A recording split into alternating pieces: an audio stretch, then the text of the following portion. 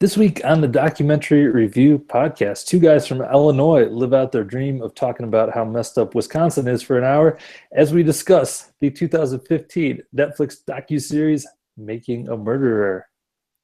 Welcome to the podcast. I'm PT. I'm Jonathan. Glad you can join us. Indeed. Welcome, welcome, welcome. It's been a little bit. I'm sure we're going to be talking about justice and injustice and stuff like that. But man, speaking of injustice, right now I'm going through this this like a level of sickness that I didn't know existed like before I had kids, which was like that stage where like my daughter's sick and like I'm just starting to feel like a tiny bit crappy, but I'm like 100% sure I've got whatever she's got. So I'm like, oh man, the next 2 days are gonna suck. I don't remember that pre-sickness stage from before parenthood where you're like, well, I'm definitely catching whatever weirdness they had. So there we go. But yeah, that's where I'm All at. right. How are you, Jonathan? Good as far as I'm not fighting any sickness. I do have a busted leg that I'm still hobbling around on and some Yeah. crutches. Here we go. See, look at this. Ooh, crutches. Yay. Nice. Is that gonna go away? I hope so. I hope someday in my future I'll not be on crutches again. I don't Nice. have a specific time that anyone's been able to give me, but I do seem to be improving. So maybe 2-3 weeks from now I'll be walking again. I hope. Nice. I spent some time last week in the Capitol, our nation's capital. I went to the White That's House and to the right. How Capitol was building. that? It was cool. The White House was pretty cool. The Capitol building was actually my favorite because we got a really cool tour of that and saw lots of cool stuff. I didn't expect that to be that great, but that was definitely awesome. So recommend talk to your congressperson and see if you can get a little tour of the Capitol building if you're ever going to be in Washington, D.C. It's really cool. All right. Awesome. Give it a Good thumbs up. advice. It's funny though because they have two statues for each state. Like each state gets to send two statues of like two heroes from their state to the Capitol building, and it was like started right after the Civil War. It was like meant to be like a healing kind of thing where like we're gonna honor the heroes like from both sides and like just all the heroes from history kind of a thing. So at the beginning he asked like what state you're from, the tour guide, and then so then we got to this one part and he was like, oh, Tennessee, there you go, there's your state hero, Andrew Jackson. I was like, oh man, I don't know if I'm super proud of that state hero, but oh well. And then afterwards my daughter was like, wasn't that the guy who relocated all the Native Americans and kicked them off their land? It's like, yep, that's our hero. There you go, Tennessee. But oh well, maybe we can replace him. You can replace your hero. So I'll start working in local government to get our heroes replaced. All right, should we talk about the docu-series? I think we should dive into that because as the entire country knows, there's a lot to talk about on this one. Indeed. Before we start, let's just say that we are going to definitely spoil the heck out of it. So if you've not watched it yet, probably don't listen to this quite yet. Come back though, because I'm sure we'll have them. Right. You'll want to see this after you've seen the series. But again, to emphasize, Tyler, spoiler alert like crazy. We're going to be talking about all elements of the entire series. So if you don't want to have it ruined, or at least, then come back later. But for everyone that's seen the whole series, hold on tight. It's coming. Hold on tight. All right, Jonathan, give us your patented 30-second synopsis of this 10-hour series. Sure, that's a lot of condensing. All right. So Making a Murderer is the documentary series based on Steve Avery and his 2 trials, one of which he was proved innocent for, wrongly convicted, which was overturned after 18 years, but subsequently is charged with another crime, this time murder, and it dives into kind of a one-sided look in his favor of whether or not he was tried justly or not, and if the system itself failed him, or if it doesn't touch, it suggests that is the actual case throughout the documentary, but it brings to point a lot of different things to light about both the police and the judicial system itself. So that's kind of Making a Murder in a nutshell. Well done. That was pretty short. I'm impressed. And I think it was probably over 30 seconds, but I was close. Yeah, it was, but it was still well stated. Cool. So the traditional question now is, did you like it? Yes, absolutely. I think whether or not you agreed with it or not, it was a fantastic documentary series. PT? Yeah, I liked it too as well. I noticed on, and I'm sure we'll get into some of like the controversy and stuff like that around it. Um, but I was just looking on Netflix right before we started. Pretty much all the ratings are 5 stars or 1 star. Seems like a very very divisive. And a lot of the 1 stars were like, I live in this area, and this is I don't. One of them was actually, I live in this area, and I didn't even watch this. I don't even need to watch this. Oh, No, we probably don't can't. rate it then. Right? Yeah. I mean, man, I'm gonna start doing that. I'm Yeah. gonna go to Netflix and get stuff 1 star and be like, I didn't even watch this. It's so bad. Now, that's like a common, actually, like way too common. Like little sidebar here, like I'm an author and stuff, and that's like when us authors get together and bitch about stuff. Like we can't complain about your reviews publicly, or like readers get really mad. But that's like a common thing is for people to be like, didn't read it, not my kind of book. I hate this kind of book. 1 star. Like, oh, that sucks, man. You didn't even read You it. can't do that. That's ridiculous. Yeah, I know. You're probably all right. So, boy, I don't know. Where should we begin with this bad boy? But maybe let me Well, ask. Well, do you have a place to start? you know what? Let's start in the beginning. Let's start with the first trial of Steve Avery, I guess, and kind of bring up topics from that, which is really the very, very first episode of the series covers his wrongful conviction trial, Right. which is mind blowing in and of itself. PT, what were some of the big things that you took away or stuck with you after watching that first episode, where they go through, I'll sum it up for anyone that hasn't seen it and is watching, that he gets convicted of a brutal rape, and spends 18 years in prison, and after 18 years he's exonerated because of DNA evidence.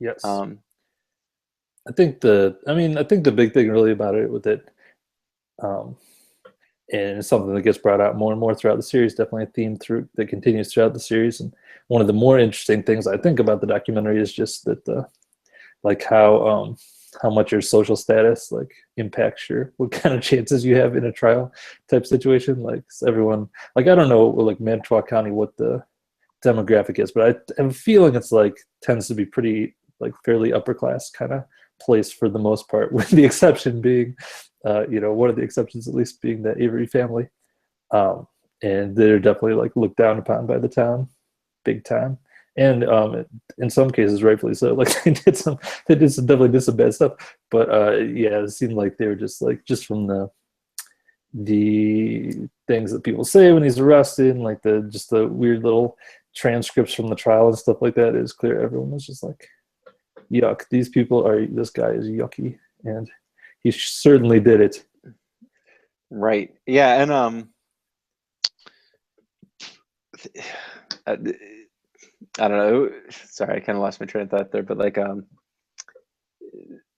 the first trial, like the scariest part of it for me, or the thing that really, really stuck with me, was that, granted they were all Avery's, but there were 20 eyewitnesses accounting for his whereabouts during the Right. entirety of the first crime. So I get where his parents and stuff were like, yeah, we know he didn't do it, and literally they knew, they were Right. with him. I mean, Pardon me. I thought that was one of the scariest things, where if you could say, hey, I have 20 people accounting for my whereabouts the entirety of the day. I have some receipts, I mean, granted, like maybe the receipts themselves, if they're the only piece of evidence pointing to where you were at that day, but that in combination with 20 eyewitnesses, boy, it doesn't seem like there could be a case against you. Right. I Yeah. mean, Yeah, I don't know. It'd be pretty interesting to. I don't. Maybe I just don't remember because it was a while ago that I watched the first episode, but I don't remember like what the damning evidence was that, or like other than that no one well, liked him, and like thought he no, kind of. I mean, I guess there was that drawing that police sketch or whatever that kind of looked like him, kind of thing. right. I mean, there was a police sketch that certainly looked like Steve Avery, but I mean, like honestly, if you took that police sketch and you held up a picture of 50 white guys with beards, I bet you couldn't tell which one it matched up to. I mean, like, yeah, it looked like a white guy with a beard, like, a big full beard, Yeah. which was Kind what of, kind Steve of Avery looked. had. Kind of looked like Heisenberg from, from Breaking Bad. A little I bit. think Bryan Cranston did it. Have we clicked into that yet? I don't think they checked that out, but you could. But but I mean, like, I can't imagine that if I was like hosting a party, 20 people are hanging out with me because for all night long, and then all of a sudden the police come and they're like, "We want to question you about a crime." I'd be like, "Oh, sure, yeah, you can question me about it. I was just at a party with 20 people. Anyone can account for my whereabouts." And then if I got convicted and like went to jail for that, Right. I think that's like another good example of like the social status thing. Like I'm sure if that happened to you, like all the people who were at the party, like in your kind of social status would like throw a fit and like freak out and like get you on the news and stuff like it would not happen. Probably. sure, it would not happen. I mean, like, it would literally go. It wouldn't happen. There's no Right. way. Right. Yeah, we would pull in connections, we would pull in all kinds of stuff, and it would never happen. It just Right. wouldn't. And plus, like, here's the other like horrible part about all of this. If a policeman came to my door and knocked on my door in my neighborhood and said, "Mr. Beneke, we think we have someone saying you might be implicated with a crime," and I'd be like, "Oh, I was an officer. I mean, I was here with 20 people all night. Here's my wife. She's coming downstairs, and yeah, I would look. She was with me all night too. If you want to ask me something in the morning, just call me back or whatever. I'll come down to the station. But certainly didn't do anything. I can almost guarantee the police would be like, "Oh, we apologize, Mr. Beneke. You have a good night." All right. Right. I mean, Yeah. and this guy instead went and spent 18 years in prison. Yeah, that's like you had mentioned like you texted me and been like, man, this show's gonna scare you, and you were definitely right. Like that's like the like scenario that would is like one of the scariest things I could think of is like just if a police officer comes to your door, arrests you, and you don't know why, and like what the crime is or anything like that, and that just like you never get to leave again. You're just in jail for the next 18 years. It's pretty scary. Yeah. So, Yeah. Because he went. There was no evidence against him. The only evidence. Well, I mean, guess technically the police sketch, and then the testimony of the victim. Which again, when you see all the behind the scenes on it, it seems like, oh, she was a really skewed. I mean, I feel for her.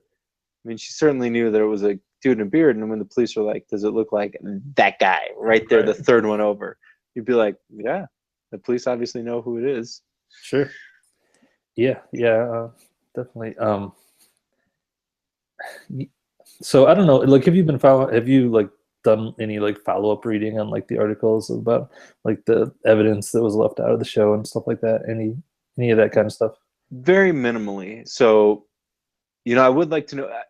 Here's the other thing about this documentary series. I'm sure many people out there are like, Steve Avery's innocent, and blah blah blah. Obviously, I think there was a petition that went to the president and all this stuff. But obviously, this documentary was heavily biased in favor that Steve Avery is innocent.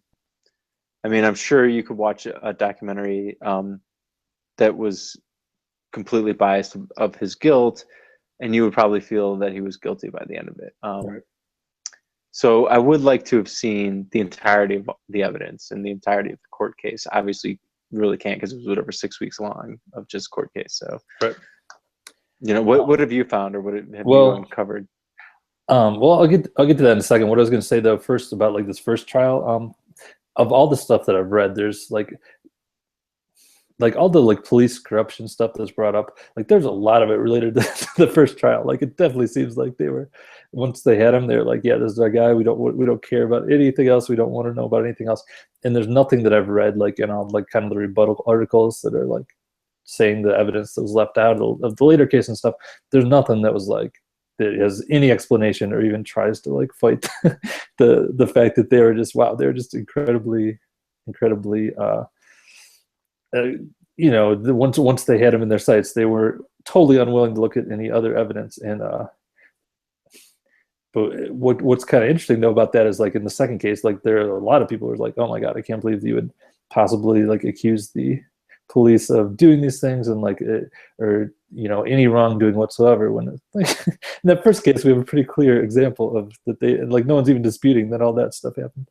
Right. Yeah. I mean, like, I am in general, very skeptical person. So as soon as anybody brings any conspiracy theory type things to me, I am definitely on the opinion that it probably didn't happen. There probably wasn't a conspiracy. They're so complex, and anyway, for a lot of reasons. And but this is a case where, and again, I'm not saying there was a big conspiracy in his second trial, but certainly, like, yeah, there is a precedent of the exact same people. It wasn't like the police force turned over after the first trial where he was, obviously completely mishandled, horribly done, and it's those exact same people. It's not just the same county, the same police officers that dealt with him the first time that basically screwed him over, and were the same guys handling the second trial. Right. So it's not a stretch. And another thing that was really crazy to me about it was that in the second trial, whenever they'd bring up that he was exonerated from the first trial, like all those police officers were like, well, I just don't believe that or whatever. Like, even after the DNA evidence proved it, they're like, well, no, that's right. Yeah. And I mean, like, definitely going to say like something very unpopular here for especially law enforcement people. Obviously, like a police officer, being a police officer is a tough job. Law enforcement's a tough job. There are a lot of great law enforcement people out there. But at the same note, there are a lot of law enforcement people out there. And it's not like you go through mystical trials to become a police officer. You know what I mean? It's not like, oh my God, they're not astronauts. It's not like you filter out the best of the best of the best of the best until you get to the last 8 people that have fought their entire lives to become that profession, and they've sacrificed so much. It's like, no, you know what I mean? Like, it's as easy of a profession to get as a teacher or a garbage man or essentially a many other professions or trades. And there's no other trade that you're like, oh, you're an electrician. Well, surely you're a very stand-up person who would never do anything wrong. all right. We don't think that of any trades except for police officers. But that is obviously stupid. I mean, just because you went and became a police officer doesn't necessarily make you morally superior to anyone else around you. Right. And one thing that always gets me about that argument, and I guess is a little off topic, but I think it's important. It just is like, I don't understand why when it seems like whenever a police officer is like caught doing something bad, like they definitely do every effort possible to, if not cover it up, at least like give him possibly every possible benefit of the doubt. Like the police officers that I know are like get really mad at people who talk about, maybe a police officer did something bad. And to me, it's like, it's the same thing as like when the priests were molesting people in Catholic churches. Like, I don't understand why the Catholic Church wasn't just like, yep, this guy, like, get him out of here. He doesn't represent us. He's like, that would be a way smarter move for like their organization. And same with police officers. They should like drum out the people who are doing this stuff. Be like, no, that's not what we're about. Like, instantly call him out publicly and be like, yeah, he's out of here, kind of thing. Yeah, I absolutely agree. They should be like, yeah, we did an internal investigation, and they were right. That guy was corrupt. Boom, he's gone. In fact, you know what? When you're a corrupt police officer, we throw you in jail. Now he's in with the prisoners. You know what I mean? That should be the police's stance, where they should be like, not protect our own. It's like, protect your good guys. But you're the people that are dragging you down and like ruining, the relationship with the public and like, corrupting the system. Be like, yeah, call them out and get them out, because that is what would really keep that integrity of the office. I would think.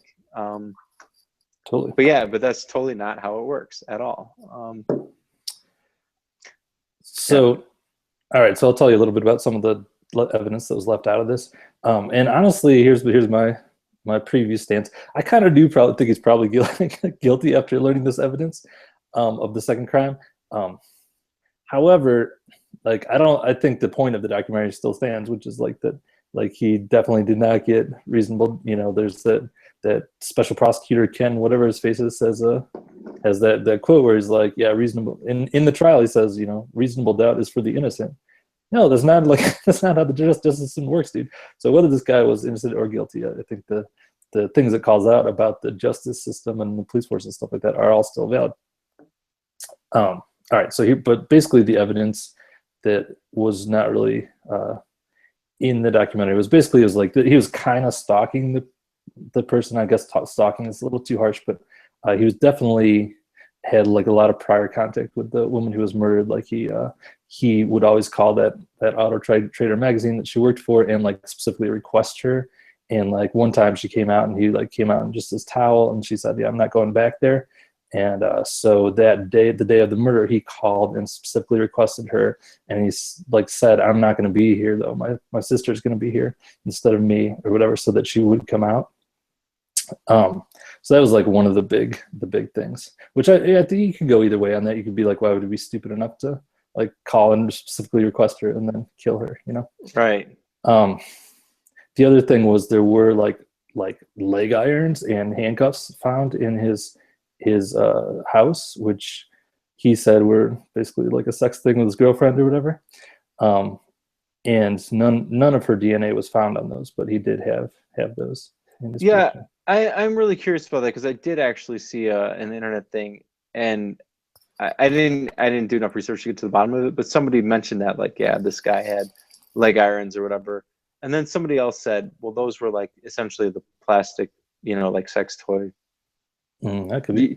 You know what I mean? Because Right. I mean there's a big friggin' difference between like some cast iron, like medieval torture chamber kind of things, and like the plasticky leg irons with pink feathers around the top that you can use as a sex toy. Those are not the same thing. You cannot call those the same thing. So I mean, like that's a big deal which one it is. That's true. I mean? Yeah, no, that's true. Another thing is that like I guess while he was in prison, he like drew like torture chambers and like talked to his roommate a lot about how he was when he got out, he wanted to build this torture chamber and like torture women or whatever. Which to me, whatever, he's there for 18 years. Maybe he had some crazy stuff going through his mind.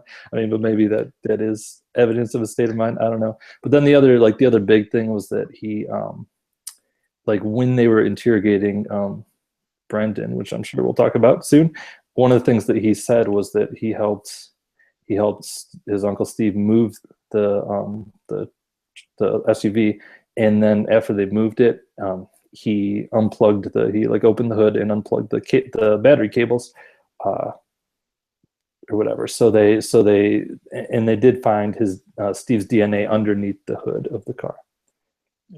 So there's a good chance he did possibly open the hood. So those are the main pieces, I'd say, I think. Right.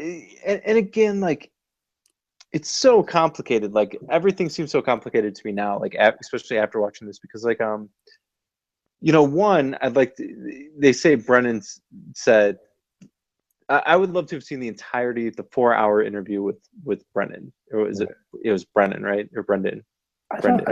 Brendan, I think. But yeah, that is online. You can watch it. I have not watched it. Is it? Okay. Well, I would actually like to watch that because like the clips they showed, like there were so many parts of this that were so like mind blowing, and not just I'm sure to me, but to everyone. But like one of the big ones was, and of course they put it up very dramatically in the documentary series, where they get to the end of one episode and you're kind of thinking like Steve Avery isn't really guilty, blah blah blah, and then they're like, then all of a sudden they clip to they cut to the clip of the DA being like, Steve Avery's nephew came out and confessed. They're like, he tells a horrific story of Steve, coming to the door just drenched in sweat, and they came back and they hide your children before we tell the story. Right? Yeah. They do that. The whole hide your children, like, and then he's like, yeah, and they raped her and they cut her throat, and then she didn't die when they cut her throat, and they did all these other things, blah blah. I was like, and I'm like, oh my god, that's horrific, and like obviously this guy's really guilty. And then in the beginning of the next episode, they show Brendan's interview, and they're like, well, what did you do? And he's like, what did you do? She was on the bed. And he's like, and then they're like, what'd you do to her head? He's like, cut her throat. Yeah. And they're like, no. What else? What else did you? No, yeah. And then and then they're like, wait, what else? What else did you do with her head? And she's like, cut her hair. And then they're like, no. What else? Her head. And they're like, it's like, cut her cheek.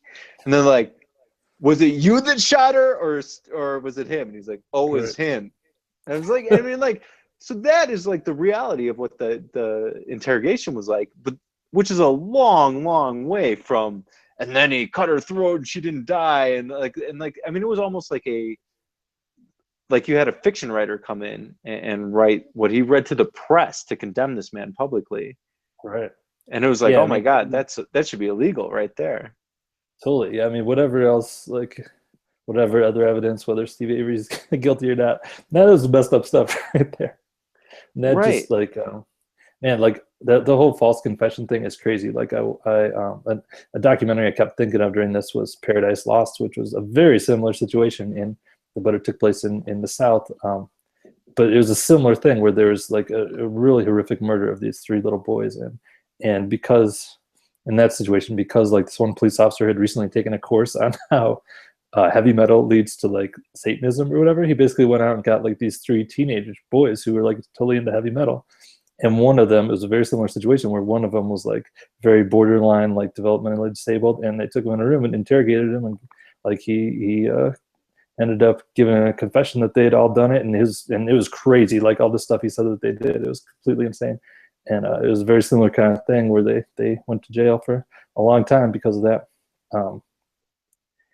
Second story about that is, so I watched this episode of Frontline this week because I was listening to the Bill Simmons podcast, and they talked about that in relation to this documentary, which was this crazy case in Virginia. It was all about false confessions, this episode, but it was like this, like I was thinking when I was watching this could only happen to someone who was like very low intelligence or whatever. But in this Right. documentary, they got this guy, this prosecutor or this investigator guy got four grown men of like average intelligence or whatever to confess to this crazy murder thing. He got them all to. It was a super crazy situation where this dude walked into this apartment where that was broken into and found a body basically. And like the next day, the police called him up and were like, "Yeah, there's a couple questions we have about like the crime scene. We really need your help. Could you come in?" And he went in, and they ended up like he was there for like 12 hours being interrogated, and they ended up getting him to confess. And then the DNA at the crime scene, they found out after that didn't match him. So they're like, "Yeah, we know someone else was with you." And then he just like named his roommate, and then his roommate got hauled in, and then his roommate's DNA didn't match, and it just like kept going like that. Where then they got the roommate to name somebody else, and then that guy's DNA didn't match, and they got that guy, and like eventually four guys got got convicted of this. It was like he got them all to confess, and like they were talking to these guys, and they're like, "Why would you possibly confess? What's going on?" And they're like, "I don't. It's really hard to explain." They like tried to reenact it and stuff, and they had like this New York City police investigator, retired guy, who was like trying to like demonstrate how you do it. He's like, "Yeah, I could get anybody to confess to anything if you put them in a room with me for long enough. I can break them down and do it." And they were talking about in that how that's like the craziest thing is once you get a false confession, like almost any other evidence you get doesn't matter because like almost no jury, like every jury is like, well, no one would confess to a crime that they didn't do. That's crazy or whatever. So like Right. you've won the case once you get a false confession. It was like crazy. So like I what was scary about that one to me was like I could see if I found a body and the police were like, "Yeah, could you come in and like help us with this?" I could see just not even thinking about, oh, I should have a lawyer with me. Just be like, "Oh man, I'm a hero. I'm totally the hero of this. I should go help him." Right. No, I always bring a lawyer. yeah, and like yeah, I don't. The weird thing is like this is something I'll probably tell my son. Like, is like if you ever have any interaction with the police, just be like, my only thing I have to say to you is I want an attorney. Like I don't care how minuscule, like how minor of a crime or minor of an anything it is. Like Right. because I mean, police like certainly absolutely lie to anyone they bring in all the time. I mean, like that is like when I was very young and dumb or whatever, I got in minor trouble with the police, and like they were just like, hey man, like if you don't like tell the truth about this or if you do whatever, it's only going to make it worse, and the best thing you can do for yourself is to just tell us exactly what happened, blah blah blah. And they just go and like act like you're super good friends or whatever, but the best thing you can do is say absolutely nothing and then ask for an attorney. That's the Right. best thing you can do for yourself. Yeah, Every all in that's a that lie. yeah, and that was one of the biggest things they talked about in that front line with those four guys who confessed is like the technique that investigator had was he would convince you to take a polygraph. Um, and like early on in the process, and then after you took it, he'd totally lie. It'd be like, "Oh my god, you failed that polygraph. We know you did it. We're gonna like present that as evidence. You're gonna die in the electric chair because like we know that you did it. Like these things are That's like where they would basically start the thing, even though they all passed the polygraph test. Oh my God, that's horrible. Right. So the bottom line is, I mean, can anyone trust the police? Like after hearing something like that, that sounds so horrible. And Right. you know, I don't know.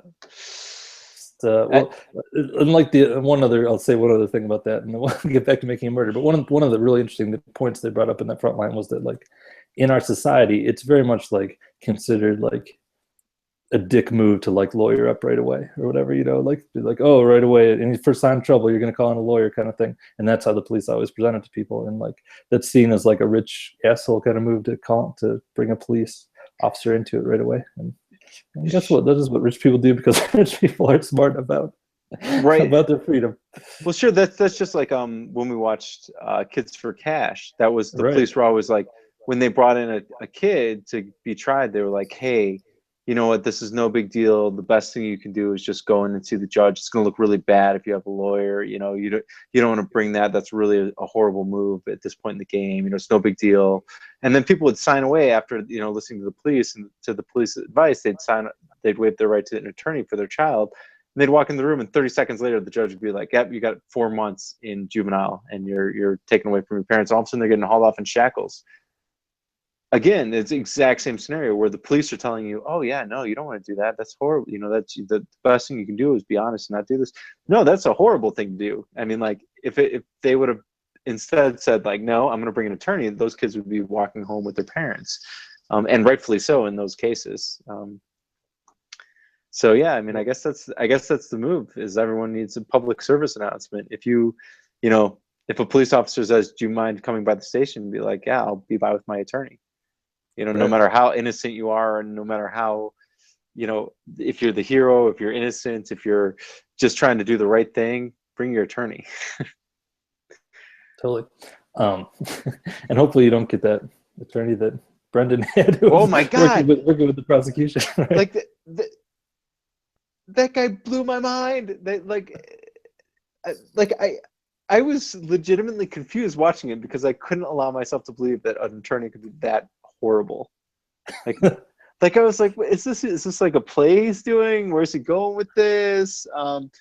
Especially when he got to the point where he hired an investigator to coerce his client to giving incriminating evidence. Right. I mean, that was crazy. Yeah, when the investigator came and like was talking to his own client, and he was like, "What'd you do?" And he was like, "Nothing. You know, I don't know why I confessed." And then the guy was like, "Well, that's a lie. You got to do all this stuff and like draw a picture of a chick on a bed in chains." And he was like, "Okay," and then drew that. And then later on in court, that showed up. I couldn't believe that. I couldn't believe that somebody didn't like pull that videotape and be like, "Wait, first off, that's his own attorney's guy," and then secondly, he obviously didn't really do that. I mean, like, when he was like, "Yeah, what happened?" He was like, "Nothing." And then he's like, "No, you draw me a picture of a girl on a bed in chains." And this like, idiot kid is like, "Okay, I'll draw the picture. Is this what you wanted?" And the guy's like, "Yes, thank you." And then they used that in court, and it convicted him. All right. That's the only thing though, like to play devil's advocate to that. That's the only thing where it could like maybe Brendan could be involved, because like if he walked into the room and Uncle Steve really was killing somebody, and Uncle Steve was like, "Hey, help me with this," he'd be like, "All right." It'd probably be pretty easy to convince him to help you with it. That's true. But again, like, I think other than that's a good argument. But the other argument was like, even if he did help him, it was certainly nothing. It didn't happen remotely the way that he confessed. I mean, like his entire confession has mountains. I guess the problem with his confession is it has mountains of non-evidence that says that didn't happen, and that's the real problem with his confession was, if they would have slit a woman's throat and done everything they said they did in a small room on a bed, there would just be DNA everywhere. You know what I mean? There would be a mountain of evidence that supports that. The problem was there was no evidence that Brennan was ever in his uncle's trailer, and there's no evidence the woman was ever in his uncle's trailer, other than the key. Right. And again, that's just like, well, that really supports that it certainly his confession didn't happen. Like, I mean, you could maybe argue that yes, he was involved in the murder, but you certainly have to say, but nothing else he said was true. I mean, like, we could almost without doubt prove that that did not happen. I mean, my thought by the end of this, at the end of the whole thing, was that, again, only because I was aware that like I'd been shown one side of the picture, I was like, maybe Steve Avery's guilty, maybe he's not. Certainly, from what I've seen, I would think there's reasonable doubt that he's innocent. But I'm not like, I wasn't on the page where I was like, he's innocent for sure. Right. Brendan, I was like, yeah, he is for sure innocent. He had nothing to do with any of this.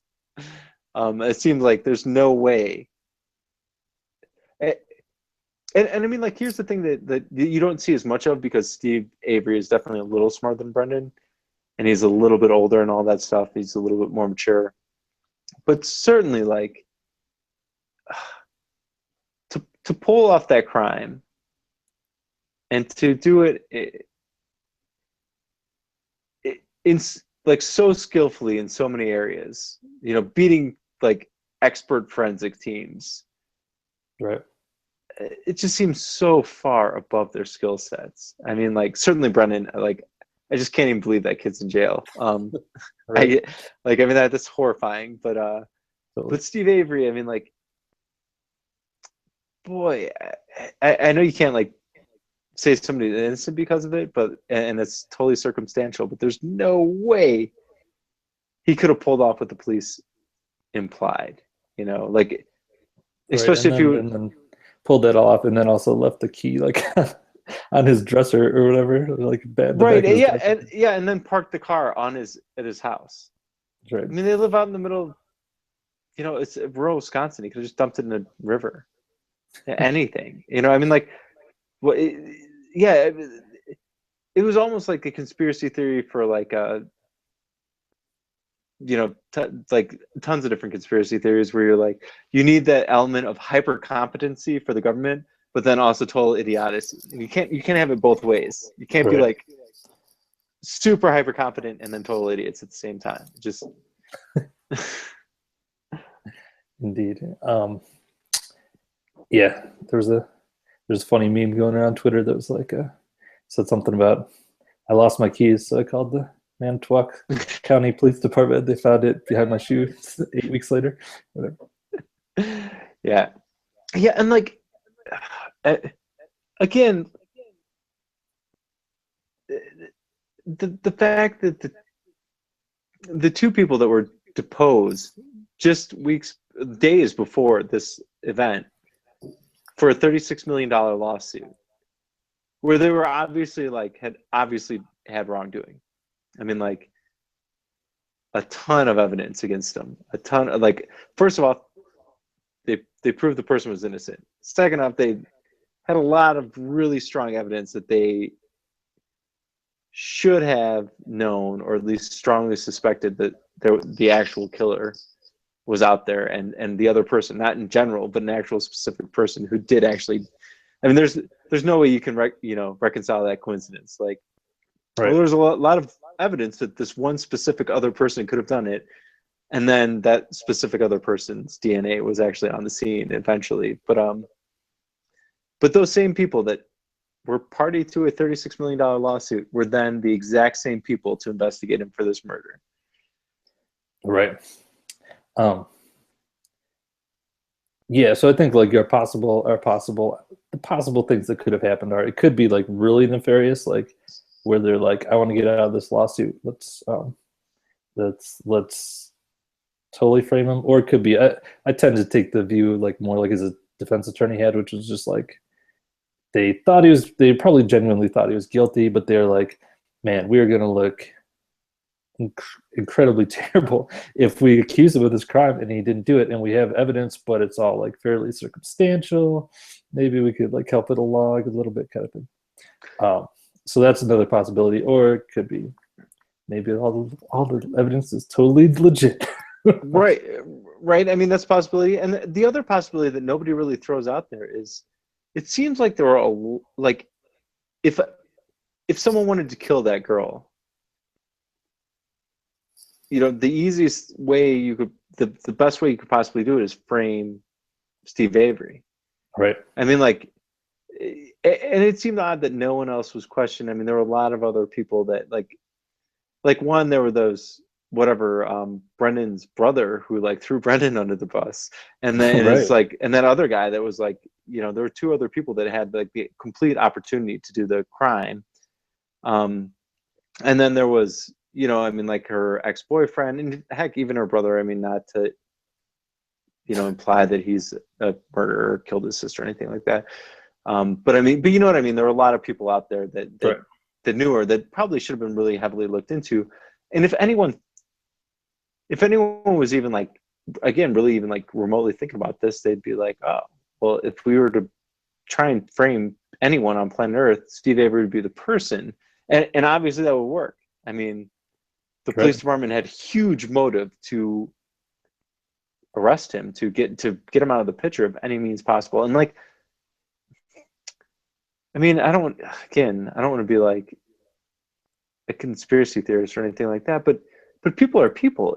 If you're being disposed in a $36 million lawsuit, and there's a chance to make that go away, especially if there's a chance to make that go away, screwing over someone you hate. I mean, like that's the other problem with this. Like, those people did not hide their hatred and disgust for Steve Avery. When they're being Sure. deposed, they're like, well, you know, he was exonerated because there's, you know, really strong DNA evidence that obviously he wasn't the perpetrator. And they're like, well, that's what you say. Like, they're so hateful and one-sided about this that even there's no evidence on planet Earth that those people would have been like, yeah, okay, he was innocent. We got this wrong. Right. There was no such evidence. Yeah. Yeah. I mean, it could be like a little less nefarious and intentional, where it's just confirmation bias. Like they believe that Stephen Avery's a really bad guy, so they're going to see the stuff that makes that true. But yeah, what was I going to say? I did read an interesting blog post by like a forensic scientist about like the scientific testing that was done, like on the blood stains, and what was the other one, on the bullet that had her DNA. Yeah. And like, yeah, that forensic scientist was like, yeah, that was completely ridiculous that was allowed, like in court. Like they went through what the process should have been like for testing that, and they're like, yeah, there's like these 4 steps where like they messed up these 4 different things, where like that was just not science. That's not the way science works. That should not have been allowed as a scientific evidence in the court. Yeah. That's like the scariest part of it was, you know, whether Steve Avery was innocent or guilty, the fact that so much stuff was allowed in his trial that should never have been allowed. You know, like admission of evidence, admission of tests that were, you know, flawed. The fact that they went to the press with stuff that was, you know, like obviously, like again, another killer about the whole Brennan thing was, so they had a confession about the murder and they didn't use it in trial. So obviously they didn't even believe that confession. No one did. The police didn't. And then after they didn't believe it and they didn't bring it to trial, and they were like, yeah, there's only one person that was a killer, was Steve Avery. Immediately afterwards, they tried Brendan and then put him in prison for it. It's Right. like you believe so strongly that everything you said was a fabricated confession that you didn't even use it in the actual trial against who you thought the murderer was, because you knew it was incorrect. And then you still went after that guy. That just seemed horrific. Totally. Totally.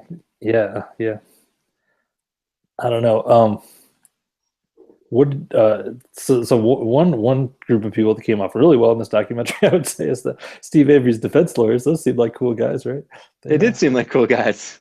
I read an interview with the one guy, that Dean Strang, who was like, he's like, yeah, I never like thought I'd be a sex symbol or anything, but man, I'm getting, getting a lot of a lot of people like contacted me since the show came out. Nice. That's hilarious. Yeah. There was a couple of things that I don't think we've touched on too much, that really like kind of made me mad about the documentary, that like, even if this is the most biased documentary in the world, like these are things that legitimately are terrible in my opinion, which is like, and they're all kind of based around that Ken Krause or whatever his name is, the prosecutor guy. Like when he was given those press conferences, and he was like just like so outraged that people would possibly call the police into question. That really made me mad for some reason. Like, dude, this guy is like on trial for murder, and like you've definitely dragged his name through the mud. Why are the police like above question that you'd be like, oh, my blood's just boiling, that they would possibly even suggest something like this? Like Right. you could suggest stuff. You could like nothing Right. wrong with suggesting things. Right. And especially when there's a huge motive. I mean, like Steve Avery, there was never a motive. I guess like if Steve Avery is a psychopath, then yeah, that was his motive to kill this girl. But you know, it's a much, much more clear motive is one, being party to a $36 million lawsuit, two, having a career ending court case looming over your head, you know, three, potential jail time. You know what I mean? Like Right. those officers, other than like them actually being like, oh yeah, we did, because I mean they never once were like, yeah, we screwed up. No one would even like admit it to the slightest degree that there was like any wrongdoing at all. And then like after like that was one of the worst parts too, was after they proved there was a ton of wrongdoing, and like maybe not even wrongdoing, but a ton of negligence, gross negligence in the first case, and they had their own internal investigators come in and they were like, yeah, this is a horrific, you know, amount of negligence. They were like, whoever it was, whatever, the court came back and were like, yeah, there was no real signs of wrongdoings. Nobody's getting any kind of punishment for this. Not even a slap on the Right. wrist. Not even a condemnation about like you need to be more diligent. Nothing. I mean, like, Yeah. Yeah, and that's one thing too that makes me like think that there's a good chance that Steve's innocent, which is just the fact that like he would have to be such a psychopath to be so like after being poor, first of all, being super poor his whole life and being so close to like a big paycheck, for one thing. And then for another thing, like to not only the paycheck part, but like seeing the people who like put him in prison for 18 years, like being publicly called on the carpet, that's pretty good motivation to like keep your nose clean for a little bit longer. Like it'd have to be a complete psychopath to just commit this crazy murder right, when all this good stuff was happening to him. right. And then not only that, but he had so I mean, like, yeah, that alone is like, yeah, he like, oh yeah, after I get $36 million, I could build my torture chamber or whatever. You know what I mean? Even if you're a crazy like psychopath, you'd have to have a logical train of thought. Um, but then shit, darn it, I totally forgot I had another really good point on that one. But one too many beers tonight. But No worries. Let me ask you this. Well, this is on the lighter note. So when I used to live in Wisconsin, and I talked on the phone a lot to people in different parts of the country for my job, and a lot of times people would be like, "Oh, you must be from like Minnesota or Wisconsin." And I was always like, "That's weird. How could they tell that? There's no such thing as a Wisconsin accent." And now, holy cow, watching this show, like the Wisconsin accent totally leapt out of me. Could you like hear the oh, of Wisconsin course, accent? All right, because I was yeah. watching it with my wife, who is from Wisconsin, and she was like, "I don't know. I guess they maybe have a little bit of an accent." I was like, no, it's No, crazy. They have a it's super strong accent. yeah, it's pretty much just defined as a New York accent. I mean, Right. yeah. Okay, yeah. That's another thing too with again, you this is where you can't be hyper competent and grossly like incompetent simultaneously. Like if his grand plan was to, you know, murder this woman, you know, if you call up and ask somebody to be at a specific place in a specific time and then murder them, I mean, literally, you would have to be the dumbest person on earth to do that. Right. And not just call them up like on a personal level, but call up a company and be like, I want a recorded record that this person will be here at this time. And Right. then like you have a whole, you know, and again, I'm not willing to jump on the bandwagon that Steve Avery is innocent, but I mean, like, if you're so dumb that you do that, but then you wipe your entire the murder scene, which is insanely hard to clean of DNA evidence, cleaned of DNA evidence, and your entire, you know, residence where you did all these things cleaned of DNA evidence. But then you're so dumb that you like literally called her to a point in time where and everyone had record of it and then admitted it. Like I mean later, like the very next day when you know, if you really wanted to like kill her, you'd just be like, well, she never showed up. But like Right. right away in the very first interviews, like with the police and the press, he's like, yeah, she was here. She, you know, she came here. She took pictures. I had her called out. All that stuff. You know, totally admits all that. I mean, like, he would have at least been like, "Well, I never saw her." I mean, I would think if you're trying to cover up a murder, um, there's so many things that just didn't make sense. I don't know. Oh yeah, yeah, and I'm like I've read, like I said, I just read an interview with Dean Strang, his defense attorney, where he was basically like, he's not an attorney anymore, so he was like, you know what, I really like, I don't know if he's innocent or guilty. Like I could see it going either way, but fact is, he didn't get a fair trial, and they did not prove their case beyond a reasonable doubt, and that's really the big problem and the big question. Yeah, absolutely. Yeah, I guess that is the big, and I think that would have been where, obviously it's really tough to say where I would have been as a juror, but like my mindset would have been that I would have thought he could have done this, but there's a ton of reasonable doubt, and especially because like at least in the documentary, the one giant piece of evidence that the police had, in fact, essentially the only piece of real evidence that wasn't circumstantial, was that his blood was in the car of the victim. Right. And even then, so that's their one piece of evidence.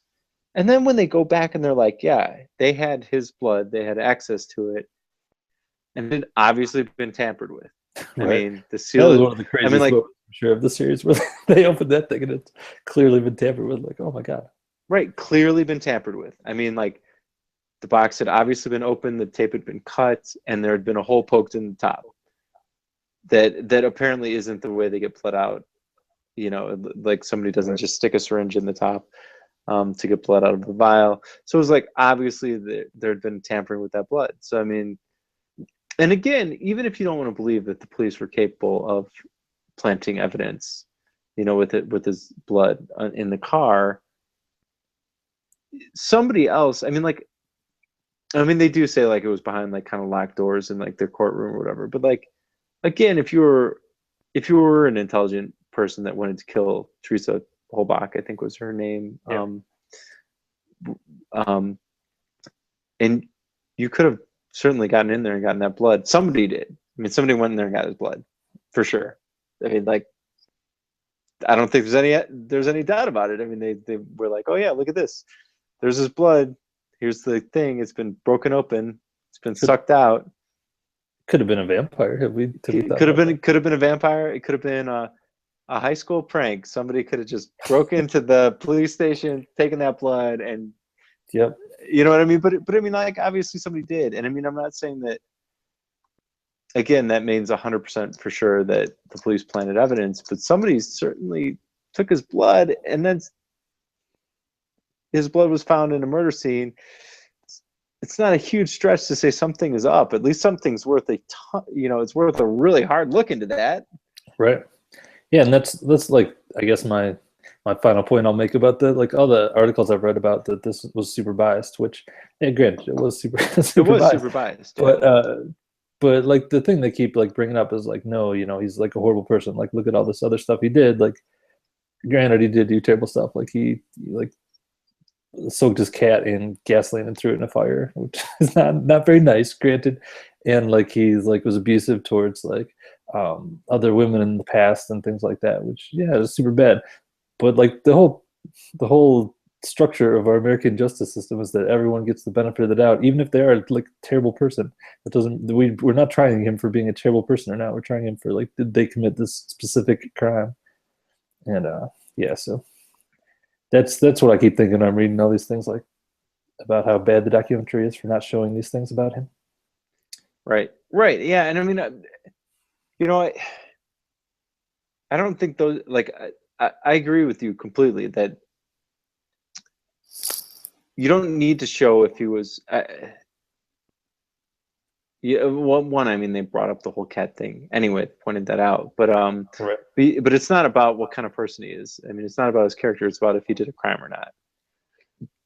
So I mean, it was really a biased documentary, but I do give him that. Like, you're not trying to prove if he's a good guy or a bad guy. You're trying to prove if he did a crime or not. Right. Indeed. Cool. All right. Well, anything else? I mean, we could probably go on for a long time on this. I know. I was going to say we could probably spend about 10 hours on this. So. Anything else that just jumps out at you that's burning to be expressed? again, the only thing we didn't cover enough, like I think there's a lot to be like talked about, and I think there should be a lot more on Steve Avery. You know, whether he's one, guilty or innocent, more importantly, whether he got a fair trial or not, or I guess both are really important. But the whole Brendan Dassey thing, just that is the worst part of it all for me, because like in my mind, like, and maybe there's more out there that I don't know or didn't see. He seemed like, after watching this, like Steve Avery, I was like, eh, you know, it could go either way. There's probably a lot we didn't see. Right. I don't know. Brendan Dassey is like, seems blatantly innocent to me. Mm-hmm. Like he really didn't know what happened. He certainly didn't seem to be involved in it. He definitely didn't get a fair trial. I mean, Totally. and the fact that, like, again, the fact that they wouldn't use him or his testimony in the actual case against Steve Avery screams that even the police and the prosecutors that eventually did prosecute him didn't believe his story. They didn't. They knew that there was no evidence supporting it, and they knew that it would potentially get Steve Avery freed. Um, all that just kind of screams that, like, yeah, this kid just is a complete victim of a system. Right. Yeah, I mean, there's definitely a long history that's definitely still continuing today of you know, of our justice system failing, like the developmentally disabled people, and you know, mentally ill people, and just people who are anywhere outside the normal, you know, spectrum of intelligence. The jail is a place they often end up. That sucks. Yeah, bummer. Yeah. I will say though, one thing that I was like, man, that'd be like probably a good organization to get involved in, is when they had that like organization that I think it was called the something like the Organization for Wrongfully Convicted Youth. I was like, that I bet that'd be a Oh, worthwhile group to like donate to or volunteer for yeah, or something like they that. were actually from that organization was in Kids for Cash, right? Not from this. Yeah, I think so. I think so. Well, no, Yeah. they're definitely in this. The one I'm talking about was in this too, but there's definitely a similar one in. I don't know if Okay, it's the same Kids for one from Cash. Kids for I Cash. don't know. That's the one that was like trying to get Brandon Dassey as like um, a case in federal court or whatever because his constitutional rights were violated. Yeah. Yeah, that does seem like a good. Yeah. Yeah, that poor kid. I mean, like, I guess he's kind of like a Sling Blade kind of character. You could Yeah, just like, I don't know. totally. Yeah, I don't know. Um, if you enjoyed this documentary, I do definitely recommend. A couple of things I want to recommend are the Paradise Lost series, which is 3 documentaries. They are available on Amazon Prime right now. I will say that they are a really tough watch because it's the murder of 3 little boys, and like a lot of the evidence is like physical, and they like show photos of the dead little boys or whatever, which really Oh my sucks. God. Okay. But I couldn't do it. I have a young son. I like, honestly, I couldn't do that right, shit. That would give me, yeah. All right. Anyway, sorry. no, Continue that's on. like at least as fascinating as this. I like it a little bit more, I think. Um, and it's a series of 3 documentaries. Highly recommend that. And then also, I guess the other big one to recommend is The Jinx on HBO, which is another docu crime series. Very different slant, but also very good. So there you Cool. go. All right, how many stars are we going to star this bad boy? Oh yeah, I hadn't thought of that. I am gonna go 4.5 stars on this one. That's A what I was thinking near, too. yeah. I mean, like, again, I think whether Steve Avery is innocent or guilty, or you believe whichever way you do, I think it's obviously a very intriguing documentary. People all over the country talking about it. Also, it really gets you thinking about a lot of different things in a lot of different ways about the nature of man and about the nature of our criminal justice system. And I think that's something good to think about and review and to keep under a microscope. I think we need to hold that to a really high standard. I think we need to always question it. And I think the documentary helps us all do that. Totally, I agree. It's important, kind of raise some important conversations. I think. Yeah. the country. Hopefully, they'll keep continuing even after this. People stop watching this documentary. All right, I've got some selections for next week, Jonathan. Lay 'em on me. Okay, so the Academy Awards were announced this week, or the nominations. And much like last week or last year, as is our tradition, I scoured our different streaming services to find out if any of them were on there. They weren't. One of them was. One of them was on it. Two of them were actually. One that was nominated was Winter on Fire, but we've already watched that one. So I picked one that's actually nominated and two that are are related to the nomination in ways I will describe. The one that's actually nominated is What Happened, Miss Simone, which is about Nina Simone and her musical career and her being an activist. It's supposed to be very good. I'm a little nervous it might be a little too much like the Muhammad Ali one we just watched. Similar story, I think, but still it's supposed to be very good.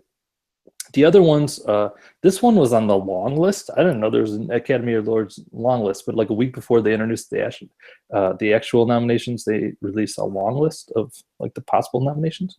So this one was on there, and it was Best of Enemies, which is about in the, I guess it would have been the 60s, Gore Vidal and William F. Buckley, who was a very intellectual kind of proto-conservative and proto-liberal kind of guys, like had a series of national debates, just like on the national, on like ABC or something like that.